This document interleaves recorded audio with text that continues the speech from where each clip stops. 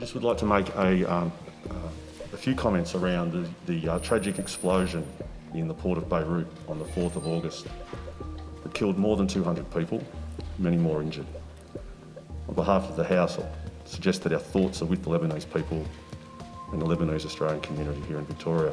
I also want to acknowledge the 75th anniversary of the end of the Second World War for Australia. We acknowledge the contribution of the nearly 1 million Australian men and women who served and the 39,000 who paid the ultimate price. If I could ask members to stand in silence for a few moments to reflect on these two tragic events. Members wear masks at all times in the precinct, except when they've been given the call in the chamber. Obviously, they're able to remove the mask at that point. We've installed screens in the chamber, and we have ensured that there is distancing at the table. So members on the front bench who wish to raise a point of order or to speak or to ask or answer a question would ask you to move to the microphone closest to the mace on your side of the House.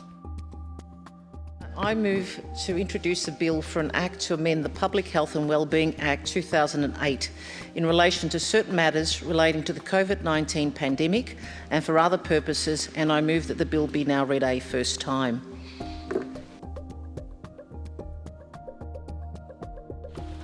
Speaker, I move that I introduce a bill for an act to amend the COVID-19 Omnibus Emergency Measures Act 2020 and Residential Tenancies Act 1997, and to make consequential amendments to other acts and for other purposes. Members and staff in the chamber are now going to be witness to a little bit of history for this place. The member for Morwell is now going to contribute to debate on a bill via technology. The member for Morwell. Thank you, Speaker, and hopefully you can hear me okay. If you can give me the thumbs up. I'm pleased to speak today on the Public Health and Wellbeing State of Emergency Extension and other matters. Fixing the trust deficit means doing what's necessary to ensure rural and regional MPs can vote remotely. I want to pay tribute to our Victoria Police, our wonderful health workers and the fabulous retail staff in Melbourne's north for their very patient work, doing their jobs so well and keeping us safe during this COVID-19 pandemic.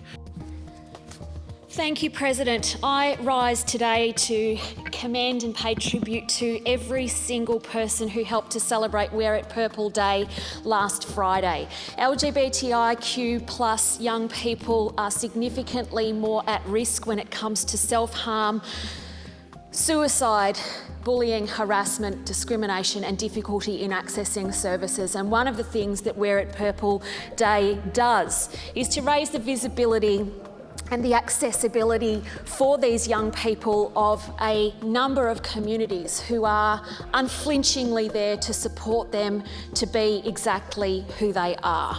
There is no substitute for human contact, and many families report to me the stress on both sides of not being able to visit their parent in aged care and the psychological impact of continued lockdown. Our aged care workforce, while continuing to provide the physical and medical care needed by residents, is also more increasingly completely responsible for the emotional well-being of their residents and a quasi-substitute for the physical support that family members may usually provide. We look forward to visits returning to aged care homes and people being reunited with their family.